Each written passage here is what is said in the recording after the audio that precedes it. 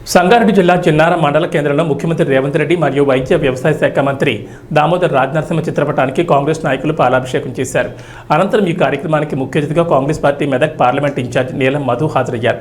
కార్యక్రమంలో భాగంగా నాయకులు మాట్లాడుతూ ఇచ్చిన మాటకు తెలంగాణ ముఖ్యమంత్రి రేవంత్ రెడ్డి ప్రభుత్వం కట్టుబడి ఉందని, ప్రభుత్వం రైతుల ప్రభుత్వం అని, ఇచ్చిన మాట ప్రకారం ఆగస్టు 15వ తేదీలోపు 2 లక్షల రుణమాఫీ చేస్తుండడం చాలా సంతోషకరమని వారు తెలిపారు. అంతేకాకుండా ఎన్నికల ప్రచారంలో భాగంగా కాంగ్రెస్ పార్టీ ఇచ్చిన 6 గ్యారంటీల హామీలన్నీ త్వరలోనే కాంగ్రెస్ ప్రభుత్వం పూర్తి చేస్తుందని, రాబోయే స్థానిక పంచాయతీ ఎన్నికల్లో ఈ పథకాలను ప్రజలకు తెలియపరచాలని వారు అన్నారు.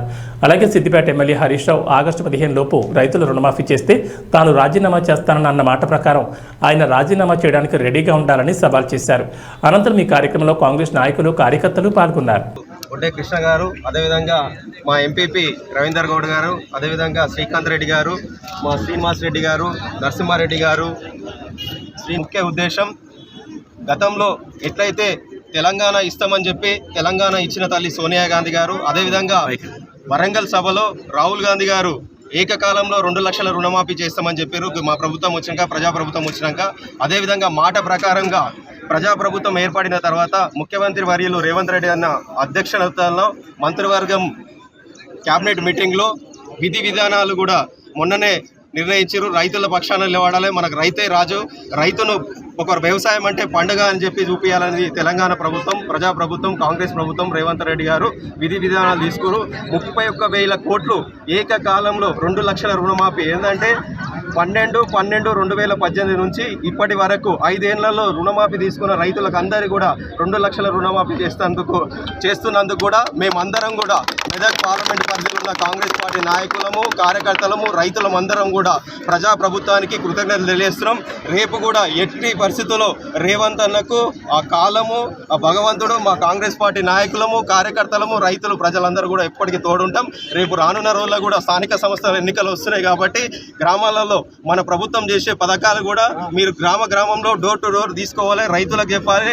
ఉచిత కరెంటు వస్తున్న పేద ఇంటి వాళ్ళకు కూడా చెప్పాలి, ఉచిత బస్సు తీసుకొస్తున్నామని చెప్పాలి. ఇవన్నీ మన సంక్షేమ పథకాలు ఏవైతే అందుతున్నాయో ప్రతి ఒక్కరు కూడా గ్రామాలలో డోర్ టు డోర్ ప్రచారం చేసుకోవాలి. రేపు స్థానిక సంస్థలలో కూడా మెదక్ పార్లమెంట్ పరిధిలో ఉన్న ప్రతి ఒక్క దగ్గర కూడా జెడ్పీటీసీలు, ఎంపీపీలు, ఎంపీటీసీలు, సర్పంచ్లు అందరూ కూడా గెలిపించుకునే బాధ్యత కాంగ్రెస్ జెండా ఎగరేయాలి.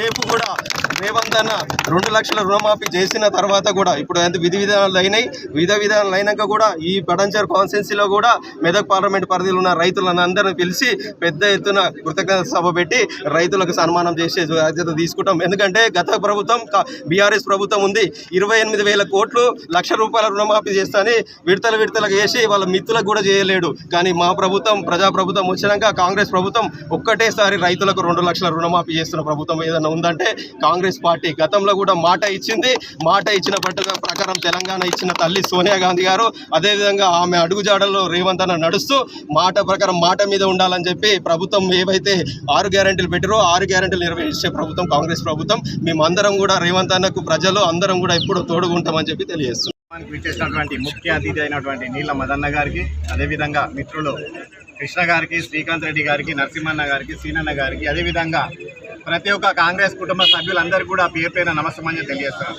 మనం ఒక్కటే గుర్తుపెట్టుకోవాలి, దయచేసి మీరందరూ కూడా ఏదైతే కేసీఆర్ గారు వాగ్దానం చేసినటువంటి ఉచిత రైతులు అన్నాడు, ఉచిత రైతులు ఎవరికన్నా ఇచ్చిందా? ఏ రైతు కన్నా ఒక్క సంచి బస్తాన్ని వచ్చిందా? రాలేదు. డబల్ బెడ్రూమ్ అన్నాడు, వచ్చిందా?